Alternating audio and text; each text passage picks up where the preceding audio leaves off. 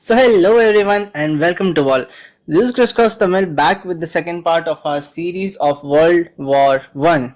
So if you guys haven't watched the first part of our World War One series, I would really insist you to watch it. You can find the links in both the description below or in the I button above.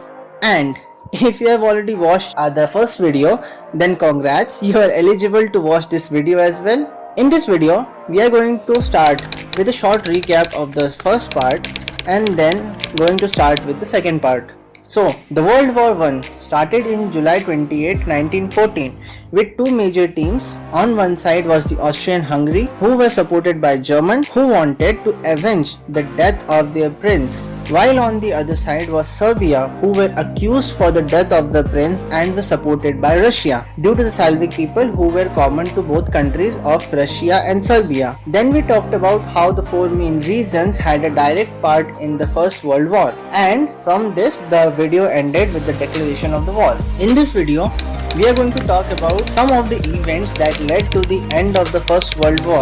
We are not going to end till 1918, but we are going to take some of the events, some of the major events that occurred during this period. So without any further ado, let's start our video. So the war broke and countries started joining it. Italy decided not to take part in the war of Austrian-Hungary, saying that the alliance was to defend each other and not to attack, while France joined the forces with Russia because of the Triple Alliance.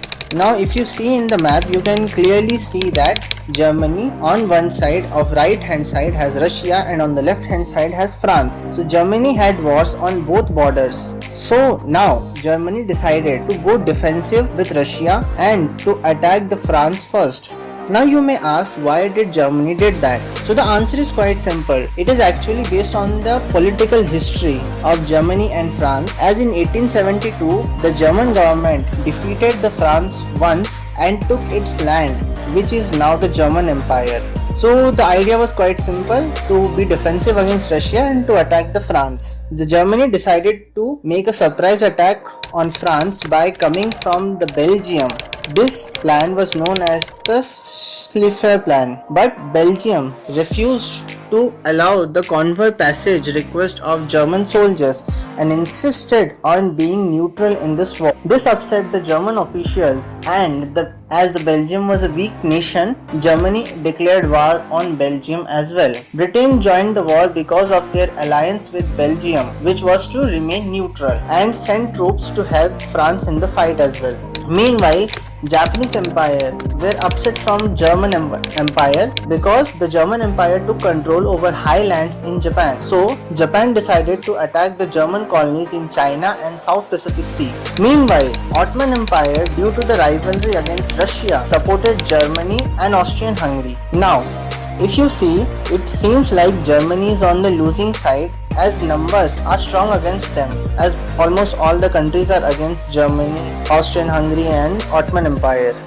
But the surprise here is that Germany had the most powerful armory at that time. So Germany was more powerful than these allied forces. So as planned, Germany took defensive against Russia and attacked the Belgium and France. But the alliance power of Britain, France and Belgium were not enough to hold back Germany, and Germany pushed them back. Because of this, some Franco-British troops fled or ran back to Paris to reorganize their attack, while the French officials who were in Paris fled back to the Bordeaux. Till now, German troops were winning this war, but as it is said, even the wisest person makes a mistake, and the Franco-British troops were waiting for the one single mistake. So the German troops were advancing and their troops were winning quite easily. But the Schlieffen Plan went wrong when the troop who were going to attack the Paris decided not to do so and helped the other troops to defeat the Franco-British soldiers. That is where they went wrong, and this was the mistake the Franco-British army were waiting for. And the army that were hiding in the Paris attacked the German troops from side and successfully stopped the advance, facing the German troops to retreat back a bit. Now both the fronts were stabilized at same position as shown in the map, and the trenches were created over 700 km along the Marne River. A trench is a type of depression in ground that are comparatively deeper than wide. They are used in the war to attack, defense, hide, and in the geology, the trenches are created by the rivers due to the erosion. Now as the situation seems, it seems like Germany is back at the losing end again as their plan have failed. But there is still a trump card up in the sleeves of Germany waiting to make an arrival, which is the main reason why Germany was the most strongest team. We are going to discuss that in the next part of our video. Hence, this is the end of our part 2 World War I series.